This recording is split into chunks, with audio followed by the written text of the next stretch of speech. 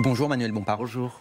Des journées très chargées, effectivement, parce il vous faut à la fois vous opposer à la réforme des retraites, avec des mobilisations, notamment dans la rue, une présence au Parlement, et puis aussi gérer, en tant que coordinateur de la France Insoumise, patron en quelque sorte de votre parti, gérer quelques tensions au sein de la NUPES. On y viendra. 11e journée de mobilisation contre ce projet du gouvernement de réformer les retraites, au lendemain d'une réunion entre la Première ministre et l'intersyndicale. Est-ce que, Manuel Bompard, vous craignez un essoufflement de la mobilisation dans la rue aujourd'hui? Non, ça fait plusieurs semaines maintenant que chaque semaine on dit le mouvement va s'essouffler. Ce que j'observe pour l'instant, c'est que celui qui s'essouffle en termes de popularité, c'est plutôt le président de la République. Nouveau sondage publié hier qui démontre qu'il y a encore 70% des Français qui soutiennent la mobilisation, encore 70% des Français qui sont opposés à cette réforme des retraites, et ça ne bouge pas depuis 2 mois. Mais une présence dans la rue un peu moins massive, c'était déjà vrai, par exemple, le 28 mars dernier, 740 000 manifestants étaient descendus dans la rue selon le ministère de l'Intérieur.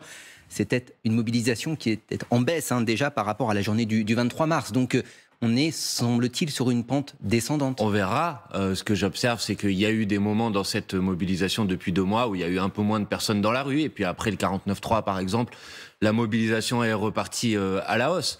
Donc, indépendamment du nombre de personnes dans la rue, qui est un des indicateurs, c'est vrai. Mais ce qui me semble important de dire, c'est que la mobilisation, elle reste soutenue par une très large majorité de la population. Il y a encore plus de 7 personnes sur 10 qui disent que cette réforme des retraites ne doit pas voir le jour. Et de l'autre côté, c'est pour ça que je vous dis, il me semble que celui qui s'essouffle le plus aujourd'hui, c'est le président de la République, parce que j'observe que sa cote de popularité s'effondre. J'observe qu'il peut plus se déplacer quelque part en France sans se retrouver confronté à des mobilisations. J'observe qu'il est obligé d'annuler un certain nombre de déplacements internationaux, comme c'était le cas avec le roi d'Angleterre. J'observe qu'on est dans une situation de crise politique très profonde, et j'appelle le président de la République à en mesurer l'impact, en mesurer la profondeur, et donc à proposer une sortie démocratique. Et la seule sortie démocratique possible aujourd'hui, c'est de reculer, c'est de dire ce texte de loi, il voit face à lui une opposition des Français, une opposition des syndicats, il n'a pas de majorité de députés à l'Assemblée nationale pour l'adopter, je le retire. Un mot encore sur ce mouvement de mobilisation, c'est important, et les Français qui nous regardent ce matin veulent aussi le savoir. Il y aura bien sûr des perturbations, notamment dans les transports, mais avec des mouvements moins suivis, moins massifs, par exemple à la SNCF ou à la RATP à Paris, parce que tout simplement, Manuel Bompard, la grève, elle coûte cher. C'est ce que disent les salariés qui sont opposés. Comment, en tant que responsable politique, vous pouvez transformer peut-être aussi cette opposition, cette mobilisation sociale, pour qu'elle dure dans le temps et qu'elle n'impacte pas trop le portefeuille de ceux qui vous soutiennent? D'abord, vous avez raison de dire que faire la grève, ça coûte cher, et donc c'est difficile. Et moi, je veux rendre hommage aujourd'hui à des centaines de milliers de travailleurs qui, depuis maintenant 2 mois, ont perdu 10, 15, 20, 30 journées de salaire pour l'intérêt général, parce qu'ils se battent pas uniquement pour eux, ils se battent sur l'idée qu'ils se font de la société. Maintenant, j'ai compris votre question. Moi, je vais vous dire les choses de manière très simple. Si on veut pas qu'il y ait de perturbations pour les Françaises et les Français dans les prochains jours et dans les prochaines semaines, il faut que le président de la République recule, tout simplement. Parce qu'il ne peut pas gouverner contre tout le monde. Il peut pas considérer qu'il est le seul à avoir raison, que tout le monde s'oppose à lui, mais que finalement, il va passer en force en permanence. Ça abîme notre démocratie. Il faut être raisonnable. Monsieur Chirac, lors de l'examen du contrat première embauche, aurait pu décider de passer en force. Il avait décidé de reculer. Monsieur Juppé, en 1995, avait décidé de reculer. Pourtant, ils étaient d'accord avec les réformes qu'il proposait. Mais à un moment, ils se sont dit, ça va faire trop de mal au pays de passer en force. Donc le président de la République doit redevenir raisonnable, tout simplement. Manuel Bompard, vous ne dites pas ce matin, il faut élargir la base de ce mouvement social qui dure depuis plusieurs semaines, notamment avec les organisations de jeunesse. Elles sont, par définition, parce que lycéens, étudiants, moins impactées par des difficultés financières. Elles ne travaillent pas, elles étudient. Mais moi, je dis qu'il faut élargir le mouvement à toutes celles et ceux qui le souhaitent. Et depuis le recours à l'article 49.3, j'observe effectivement que dans les cortèges, il y a de plus en plus de jeunes. Et moi, j'encourage les jeunes à rentrer dans ce mouvement, à rentrer dans cette mobilisation. Mais pourquoi c'est moins le cas, en tous les cas, aujourd'hui, que lors de précédentes mobilisations? Alors c'est vrai que contre le contrat première embauche, ce public était directement visé. Mais je ne sais pas si c'est vraiment moins le cas. Sans doute qu'au début de la mobilisation, les jeunes ont regardé ça avec un peu plus de distance. Mais il me semble semble que depuis que le gouvernement a eu recours à l'article 49.3, la mobilisation elle a changé de forme, que bien sûr on est dans une bataille contre la réforme des retraites, mais aussi contre une forme de brutalité démocratique. On a l'impression aussi encore beaucoup de personnes, et que donc il y a des jeunes qui rejoignent cette mobilisation, à la fois dans les manifestations, à la fois devant les lycées, devant les universités. On a l'impression aussi peut-être, Emmanuel Bompard, que les leaders de l'intersyndicale ne sont peut-être pas complètement inclins à voir arriver massivement ces jeunes qui ont des mots d'ordre qui débordent en quelque sorte. Parce que quand on a des slogans et on les entend dans les cortèges, le gouvernement est fasciste, le leader de la CFDT, Laurent Berger, prend ses distances. Non, mais je ne sais pas si c'est... Et on peut le comprendre. Je ne sais pas si ces slogans existaient, mais... Ils existent, vous savez, vous entendez. Mais le cœur de la mobilisation, le cœur du mouvement, le cœur des slogans que vous allez voir dans les manifestations aujourd'hui sont des slogans d'opposition à l'idée qu'on va voler 2 ans de vie à la retraite à des travailleuses et à des travailleurs qui arrivent à 62 ans aujourd'hui, qui sont déjà très fatigués, qui sont épuisés psychologiquement, qui sont épuisés physiquement, qui ont des incapacités et à qui on va dire non, il va falloir continuer à travailler 2 ans de plus, alors que de l'autre bout de la chaîne, vous avez des grandes entreprises qui font des profits extraordinaires, tout simplement. Et donc il y a une part d'injustice. Et cette mobilisation, c'est d'abord une mobilisation contre cette injustice. Alors je pense que le cœur de cette mobilisation, c'est ça. Et moi, j'appelle tout le monde, les jeunes comme les moins jeunes, à rejoindre ce mouvement, parce que si on fait rien, à la fin, on aura que les yeux pour pleurer. Appelez à une journée nationale, comme il y en a eu au tout début du mouvement, avec par exemple des rassemblements, un rassemblement unitaire à Paris, un samedi ou un dimanche, pour faire masse. Ça peut être une idée. Après, vous avez remarqué que depuis le début du mois de janvier, c'est l'intersyndicale qui pilote cette mobilisation. Et vous ne cherchez pas aujourd'hui à leur proposer, à leur soumettre cette idée? Non, je dis ça peut être une idée, mais c'est à eux d'y réfléchir et pourquoi pas de prendre ce type d'initiative. En tout cas, nous, on est disponible, on l'a dit à plusieurs reprises. On est même favorable à faire en sorte qu'il puisse y avoir une rencontre entre l'intersyndicale et les organisations politiques, les associations, toutes celles et ceux qui sont opposés à cette réforme des retraites, pour faire en sorte de pouvoir coordonner nos initiatives. Est-ce que vous vous parlez, par exemple, avec Sophie Binet, la nouvelle secrétaire générale de la CGT? Vous avez échangé depuis? Pour être tout à fait transparent, moi je lui ai envoyé un message de félicitations après son élection, et effectivement on lui a envoyé un courrier en début de semaine pour lui proposer une rencontre. Une rencontre avec elle? Uniquement ou avec les membres de l'intersyndicale? Les deux. Une rencontre avec la nouvelle secrétaire générale de la CGT, puisque elle vient d'être élue et on trouve ça normal de pouvoir échanger. Et pas encore eu de réponse. Non, pas encore eu, mais je la comprends. Elle a été élue Sophie vendredi Binet dernier. dit « Le gouvernement ne pourra pas gouverner le pays tant que cette réforme ne sera pas retirée ». Est-ce que vous êtes d'accord avec cette déclaration? Oui, je suis d'accord avec elle. Alors, j'ai fait des comptes. Un texte voté à l'Assemblée pour protéger les logements contre l'occupation illicite, un texte pour lutter contre les arnaques et les dérives des influenceurs, l'ensemble du projet de loi relatif aux Jeux Olympiques à Paris.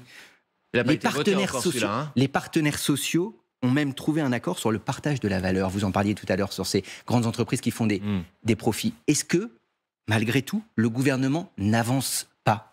Je crois qu'il a aussi, si vous voulez présenter le tableau dans sa globalité, décidé de reporter un certain nombre de projets de loi qui étaient normalement prévus pour à venir. Vous pensez au texte sur l'immigration, par exemple. Et je vous l'ai dit tout à l'heure, le président de la République, aujourd'hui, il ne peut plus faire un déplacement quelque part sans être confronté à des manifestations et à des mobilisations. Les ministres sont contraints d'annuler leurs déplacements. Les députés de la majorité se planquent à la maison parce qu'ils ne peuvent plus aller sur les marchés sans être confrontés à une opposition extrêmement ferme. On peut toujours décider de gouverner tout seul contre tout le monde, c'est toujours possible. Mais ça laisse des traces. Ça laisse des traces, ça abîme notre démocratie. Vous dites que le président de la République est empêché aujourd'hui? Je pense qu'en tout cas, il ne peut pas continuer à faire comme si de rien n'était. Ça me paraît... Un déplacement à Marseille est prévu dans les prochaines semaines, peut-être. Vous êtes député des Bouches-du-Rhône.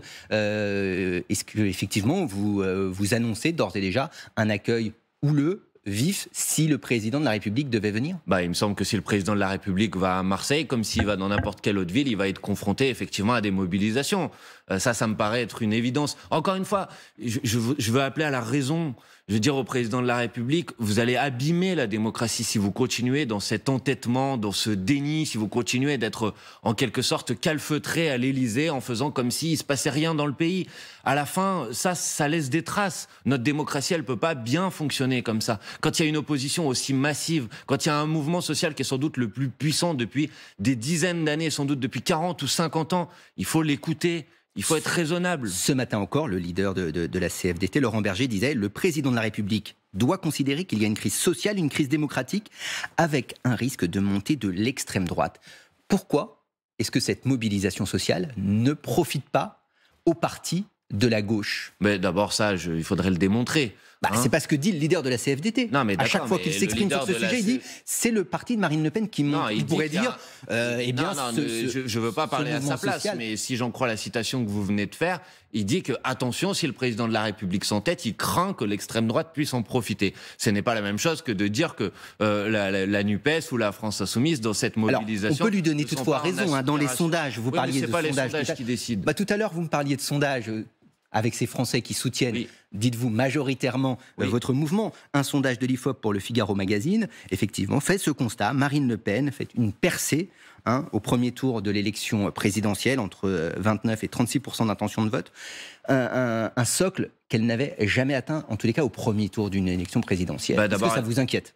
Non, mais d'abord, elle n'avait pas jamais atteint ce socle dans les sondages, puisque vous me parlez de sondages. Il y a eu d'autres sondages entre 2017 et 2022 où Mme Le Pen était annoncée au-delà de 30%. Finalement, elle a fait 23% des voix au premier tour de l'élection présidentielle. Et je vous fais remarquer que 7 mois avant le premier tour de l'élection présidentielle, Jean-Luc Mélenchon était annoncé à 7 ou 8%. Il a fini à 22%. Que un mois avant l'élection présidentielle, donc vous vous méfiez des sondages. En tous les cas, des sondages d'intention de vote. Mais il faut moins des sondages de soutien. Mais non, c'est pas ça que je suis en train de vous dire. Je veux dire, les sondages, ils participent de la vie politique, mais ils font pas une élection. Bien sûr, après, je ne conteste pas les choses. On voit bien que la Macronie est en train de s'effondrer et peut-être qu'une partie de cette Macronie se retrouve à l'extrême droite. C'est possible. Sans doute, du sort des oppositions se joue au Conseil constitutionnel. Ce Conseil constitutionnel qui est en train même d'examiner ce texte. Vous faites confiance à cette institution, à ces sages qui sont notamment des juristes, mais aussi des politiques? Mais le Conseil constitutionnel, il va prendre une décision sur, de son point de vue, la compatibilité de ce texte de loi avec la Constitution. C'est ça son rôle. Ouais. Donc, vous lui faites confiance. Mais à partir du moment où on va déposer un recours devant le Conseil constitutionnel, c'est donc qu'on pense qu'il va faire son travail.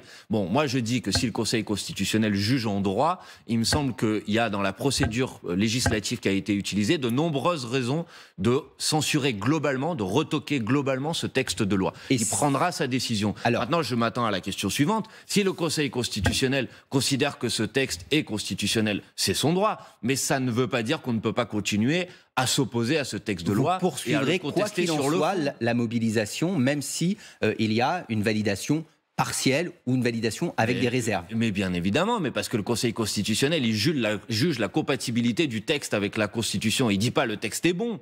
Donc on a le droit de considérer, même si le Conseil constitutionnel le valide, que le texte est mauvais, donc à continuer de se battre contre. Manuel Bompard, vous êtes député des Bouches-du-Rhône, et depuis le début de la mobilisation, on voit des cortèges fournis et toujours très calmes, notamment à Marseille. Pourquoi cette différence dans la cité phocéenne avec d'autres villes, Rennes, Nantes, Paris, ces dernières semaines? Je ne sais pas, je pense peut-être parce que les organisations syndicales qui encadrent les cortèges à Marseille le font de manière très sérieuse et permettent que l'expression démocratique, elle se fasse dans un cadre qui soit le mieux organisé possible. Donc il y a un défaut des organisations syndicales à Paris? Je ne sais pas, vous m'interrogez sur Marseille. Je peux vous le dire pour avoir fait un certain nombre de manifestations à Marseille, qu'effectivement ça se déroule dans des bonnes conditions. Et j'observe qu'à Paris, ça se déroule aussi globalement dans de très bonnes conditions. Après, il peut toujours y avoir des incidents ici ou là, mais je pense qu'on ne peut pas résumer cette mobilisation et les 11 journées de manifestations intersyndicales qui ont lieu à des débordements et à des violences. Ces journées se sont passées très globalement dans le calme. Et c'est ce que je soulignais en parlant de l'organisation de ces manifestations dans la cité phocéenne. Je ne vois pas où sont les violences policières contre les manifestants. Ce sont les déclarations de Laurent Nunez, le préfet de police. Il le dit dans Libération ce matin. Vous faut qu'il achète des lunettes. Voyez, vous, ces violences policières? Écoutez, il me semble que c'est pas seulement moi qui les vois. On a vu un certain nombre de vidéos, on a vu un certain nombre de situations très précises qui démontrent ou qui montrent des situations dans lesquelles les policiers ont outrepassé les règles élémentaires de la déontologie. Manuel Bompard, Laurent Nunez fait une différence entre les manifestants et les casseurs. Il y a des actions de police, il le reconnaît, proportionnées contre ces casseurs. Mais elles ne le sont. Non, les actions de police, elles ne l'ont pas toujours été proportionnées. Et je dis que le préfet de police, sa responsabilité, c'est de faire respecter un certain nombre de règles déontologiques. Et je regardais hier les déclarations du préfet Grimaud à l'époque de 1968, de mai 68, où il disait à l'époque, celui qui frappe un homme à terre, un policier qui frappe un homme à terre, se déshonorent. Il disait pas que tous les policiers frappaient des hommes à terre, mais il disait attention, il y a des comportements qui sont pas acceptables. Et ben moi, j'attends de des enquêtes administratives sont ouvertes. Vous attendez J'attends des de sanctions. j'attends de monsieur Si Nunez il qu'il envoie un message de fermeté vis-à-vis de procédés qui sont des procédés qui ne sont pas compatibles avec les règles élémentaires de la déontologie, tout simplement. Ce jeudi, Claire Hédon, la défenseure des droits, sera dans la salle de commandement de la préfecture de police de Paris, justement aux côtés du préfet Nunez. Ça vous rassure? C'est un gage de transparence pour vous, justement, c'est bien que dans cette gestion du maintien de l'ordre. Mais c'est bien que les personnes qui sont responsables d'un certain nombre d'institutions ou de commissions qui respectent et qui veillent à faire respecter les libertés fondamentales puissent observer le travail de la police. C'est une bonne chose. Mais moi, je ne veux pas mettre en cause les policiers individuellement, même si certains peuvent faillir de temps en temps. Ce que j'interroge aussi, c'est la stratégie de maintien de l'ordre qui a été mise en place depuis maintenant plusieurs semaines dans ce pays. Quand vous avez le soir du 49.3, quand vous avez près de 300 personnes qui sont arrêtées de manière préventive et que vous en avez seulement 9 qui sont poursuivis ensuite devant la justice. Je dis que ça m'interroge sur le fait qu'il me semble qu'un certain nombre de ces arrestations avec des particularités arbitraires ce soir-là, des groupes formés dans la capitale qui se sont dispersés, rendant sans doute le travail des forces de l'ordre plus difficile. Mais sans doute que c'est compliqué, mais vous savez, c'est pas anodin de passer 24 heures au commissariat, surtout quand ensuite vous êtes relâché sans aucune poursuite judiciaire. Donc je pense que c'est une manière d'essayer d'intimider les manifestants et je crois que ce n'est pas acceptable. 1191 interpellations, dit le préfet Nunez, 16% de personnes déférées, donc avec des donc ça veut dire 84% qui passent la nuit au commissariat, qui passent 24 heures au commissariat et à qui ensuite on n'a rien à reprocher d'un point de vue judiciaire. Je dis que ça pose question. Et il n'y a pas seulement moi qui dis que ça pose question. Le rapporteur spécial de l'ONU dit attention, mais jusqu'à la Maison Blanche on dit attention, il faut être vigilant au droit de liberté de manifester pacifiquement en France. Manuel Bompard, est-ce que le groupe vit bien? Est-ce que la NUPES se porte bien? Je pense que la NUPES, elle est unie sur un objectif essentiel, c'est obtenir le retrait de ce texte de loi sur les retraites. Et après, sur un certain nombre de sujets, la NUPES, on a des débats. Ça, c'est une évidence. J'ai entendu les propos de monsieur Fabien Roussel, par exemple, lundi. Je pense que si on veut renforcer la NUPES, vous disiez tout à l'heure, peut-être que l'extrême droite progresse. Si l'extrême droite progresse, alors on a une responsabilité, la NUPES. C'est de rester unis, c'est d'approfondir la NUPES, de l'enraciner encore davantage, parce que c'est l'alternative à l'extrême droite. Et donc, je pense que quand on tient des propos sur les plateaux de télévision pour affaiblir la NUPES, je pense qu'on ne rend pas service à celles et ceux qui cherchent une alternative à l'extrême droite. Le retour d'Adrien Quatennens soumis au vote, c'est votre décision. C'est une façon de le relégitimer, en quelque sorte? Non, il y a une décision qui a été prise par notre groupe parlementaire il y a 4 mois, qui est d'exclure Adrien Quatennens du groupe pendant 4 mois. Ça a été pris par le vote à l'époque, donc il est normal, puisqu'il y avait un certain nombre de conditions qui étaient assorties. Il n'y avait pas forcément cette de vérifier clause. Si ces conditions sont respectées ou pas. Donc il est en train d'effectuer ce stage auprès d'une association de lutte contre les violences faites aux femmes. La décision d'en passer par le vote, ensuite pour le réintégrer, n'était pas forcément mais sur la table. Mais dans notre groupe, c'est pas une caserne, donc si des gens ont un doute, ils peuvent demander à ce qu'on puisse voter, et puis dans ce cas-là, on vote. Et puis à la fin, c'est la majorité qui l'emporte. Manuel Bompard, vous êtes ingénieur de formation. Je voudrais qu'on termine cet entretien en parlant de l'intelligence artificielle, parce que c'est un sujet que vous avez touché du doigt en quelque sorte très tôt, en 2011, en participant à la création d'une start-up qui faisait justement de l'analyse de données. Aujourd'hui, est-ce que vous imaginiez plutôt à l'époque qu'aujourd'hui, l'intelligence artificielle pourrait poser de tels problèmes dans nos vies de tous les jours? En tout cas, l'intelligence artificielle va modifier en profondeur la manière avec laquelle fonctionne notre société. C'est à la fois une source d'opportunités immense. On peut, grâce à l'intelligence artificielle, faire des progrès en matière de médecine, en matière de recherche scientifique. Donc il y a quelque chose de très positif dans l'intelligence artificielle. Et en même temps, il y a des risques, il y a des dangers. Et donc moi, j'appelle à la fois à des investissements massifs pour qu'on ne soit pas à la traîne en matière de développement de l'intelligence artificielle, mais en même temps à des cadres de régulation sur la protection des données. On régule la technologie ou l'utilisation qu'on en fait? Comme je vous le dis, je crois que c'est l'utilisation qu'on en fait qu'il faut interroger. On ne peut pas être contre l'intelligence artificielle. Ça permet des progressions et des progrès scientifiques qui sont considérables, mais il faut faire attention aux dérives possibles. Il faut la réguler. Ça permet même des gains de productivité. Et je voudrais vous faire réagir pour terminer sur cette déclaration d'un ancien prix Nobel d'économie en 2010 qui dit ces gains de productivité pourraient générer pour les salariés plus de loisirs, plus de temps libre.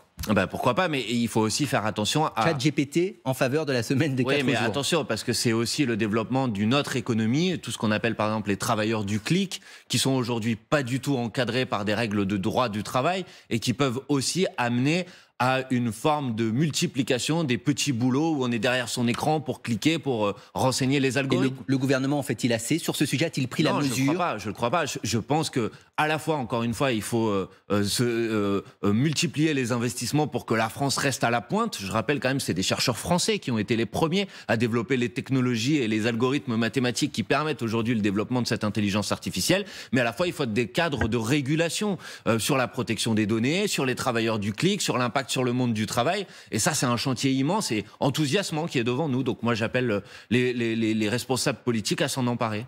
Eh bien, merci beaucoup, Manuel Bompard, d'avoir répondu à notre invitation. On vous laisse ensuite rejoindre sans doute le cortège dans la capitale. J'espère qu'on sera nombreuses et pour nombreux. s'opposer à la réforme des retraites.